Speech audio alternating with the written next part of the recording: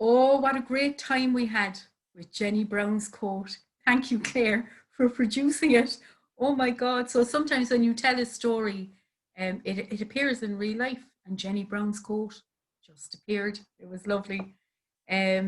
So to finish today, I'm going to tell a six-part story called Anam, Cara, my soulmate. And Sharon, thank you for reminding me that I'd promised this story. So Myra Rua lived in the village. Everybody thought that her life was made.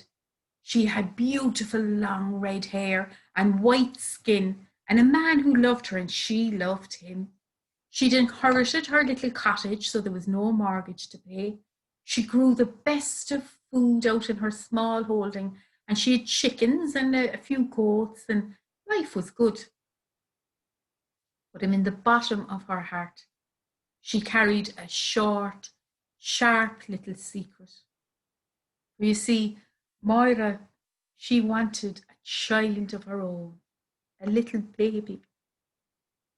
She'd even made a room for it in her cottage, a beautiful yellow room, all painted up and fresh, with a rocking chair in one corner, and in the other, a beautiful cot that would become a toddler bed, and mobiles coming down out of the ceiling that might catch the interest of the child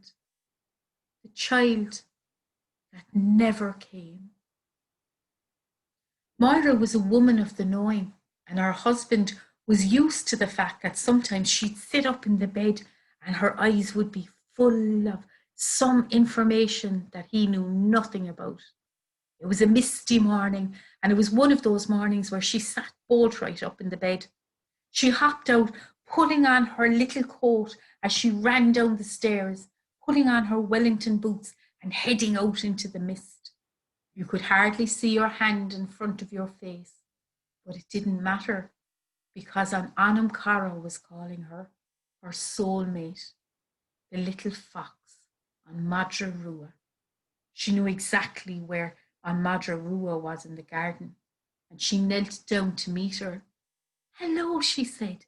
Hello, my little friend, as she looked into her eyes. That was their way, and they did it very often. But today something strange happened. As she looked into the eyes of her Anam Cara, she could feel her spirit lifting up out of her own body and going towards the body of the fox. First, her right hand went into the right paw of the fox. Then her left hand went into the left paw of the fox. And then she settled her eyes down behind the eyes of the fox. And they became one. She could see now like she had never seen before. Everything in sharp focus, colours so vibrant. She couldn't help but look around, and the smells. She could smell everything on the air. She knew that there was sheep up in the back field. She knew that there was chickens in the left and that they were nervous because they knew and sensed that she was there too. But she wasn't interested in chickens today. She went towards the edge of the little river and she stuck her big fox tongue into the cool crystal water. Oh, the taste of the water. She could taste the lavender there, and she could taste the salmon that had swum there just a few minutes before. Then she lifted her head and started to head towards the forest, to their place, to their tree, to the tree that they always met at. But this time, she saw something different in the tree. Right down at the end of the tree, she saw an entrance, a little hole. How had she never seen that before? And in she went through that entrance.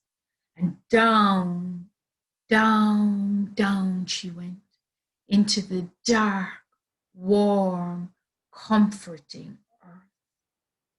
And as she was travelling down, she saw 12 stars, and her mind said, 12 stars under the earth. How could that be? But then her instinct kicked in. You are inside the body of a fox. Anything is possible. And as she got near the stars, she could see that they weren't stars, but 6 pairs of eyes. For Madra had given birth, and these were her babies. She could feel the joy of Madra deep in her own heart as she saw her babies. And they gave her a mother's greeting. They licked her neck, they bit her ear, and then they snuggled in for mother's milk. Rua's spine went up against the dark of the lair, held by the earth, and she felt so comfortable there, knowing that she was also giving comfort. And a surge came up in her. If any danger came to these young foxes, she would be there. She would stand between them and any danger. And then she realized, this is what it feels like to be a mother.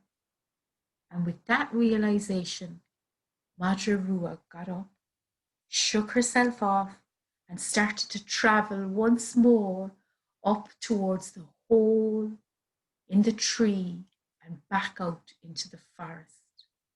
The mist had cleared now, and their way was clear towards the garden. Into the garden she went, back to where the fox and Moira had met that morning. Their spirits separated, and Moira landed back in her own body.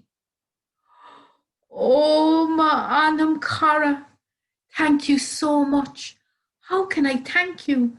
How can I thank you for this great gift?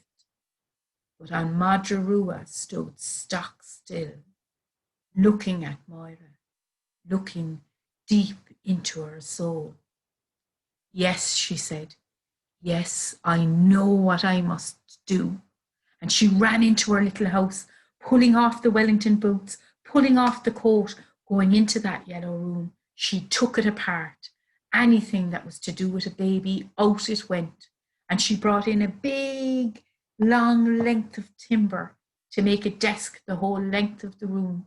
She bought the best art materials she could, and she invited all of the children of the village to come in.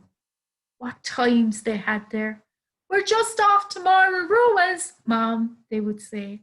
And in they'd go, and they could say things there that they couldn't say at home, and they could play there, and it was welcome. And they made beautiful little art pieces, and she made a little gallery in the yellow room, and they loved it, and she loved them. And as time went on, her red hair turned grey, and she became An Granmhaithir Lia, the grey-haired grandmother. And she would go to the weddings of those children, and she would bring little framed pieces of art that they had made when they were children, giving it its rightful place as a piece of art. And they adorned all the houses in the village. And Moira learned that you don't have to give birth to be a mother. And the village learned that it takes a whole village to raise a child. So I am going to do our final check-in of this beautiful storytelling session that I really enjoyed. So I'm just going to bring everybody in there and allow participants to unmute themselves. So you can unmute yourselves now. And just let me know how you felt about today and our beautiful storytelling session. And to thank once again the Kerry Writers Museum, Cara, and the Department of Culture, Heritage and the Gaeltacht and the Kerry County Council, because they funded this and it's so important. So what did you think of An Madra? So you can unmute yourself. Yeah, it takes a second. It just took me a second. Try it again. The unmute, it didn't work in the beginning. Okay. There you go. I was just going to say, Maria, that it's just lovely to be here today. I think the thing that's really struck me from this morning is just the sheer imagery and physicality of the imagery.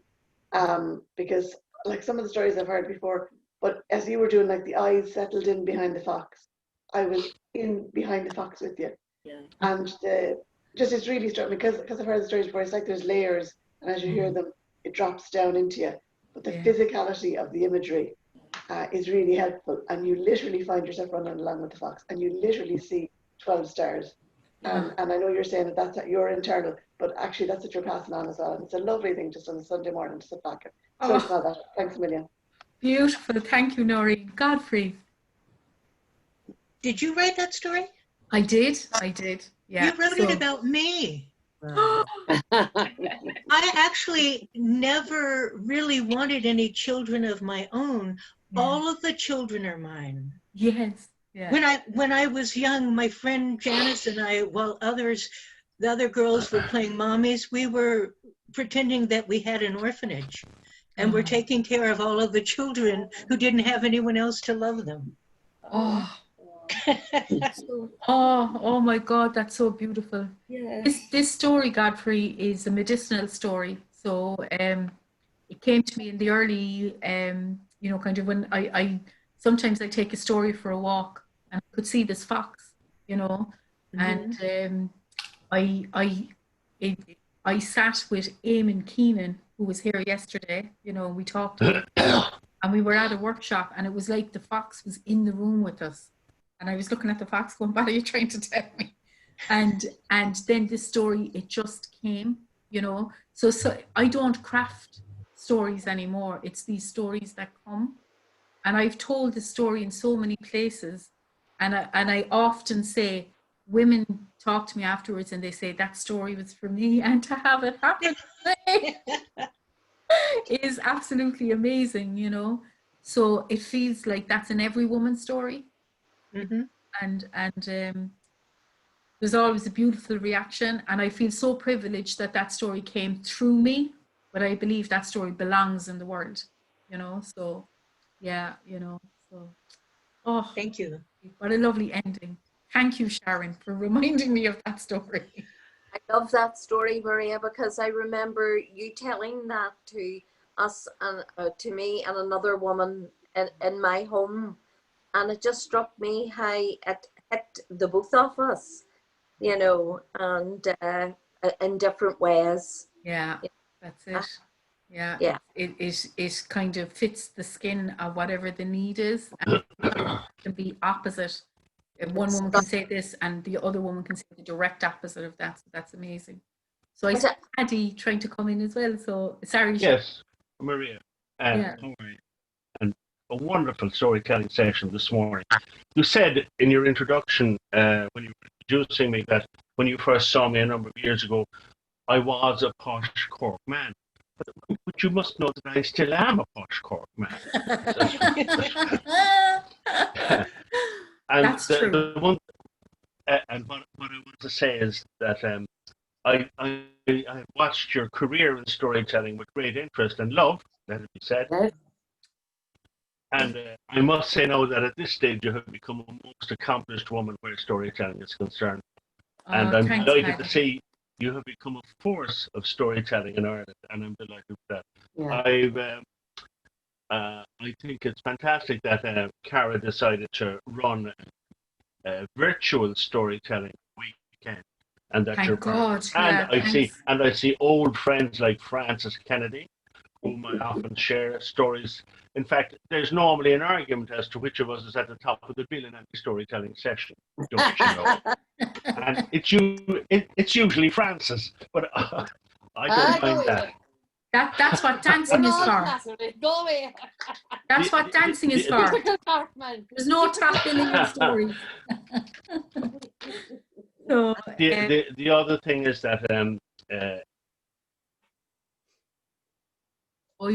it's been a wonderful session. I've enjoyed it immensely, and you are at this stage a very accomplished storyteller, and I take pride and kind of reflected glory there, as I'm sure does Francis. Yeah. Oh, you're my storytelling family, definitely. And a lot of my storytelling family is here today. So, and that's what storytelling is about. So. Maria. So on that note, guys, we have to finish because in 15 minutes there's going to be the most beautiful children's storytelling session run by Godfrey. So please come back in 15 minutes. And I'm really looking forward to it. So I'll see Gonna you. be wild and crazy. Wild and crazy is good. So we do a little, yay, we enjoyed the session. Yes. Okay. Thank you. Bye. Thanks. Bye.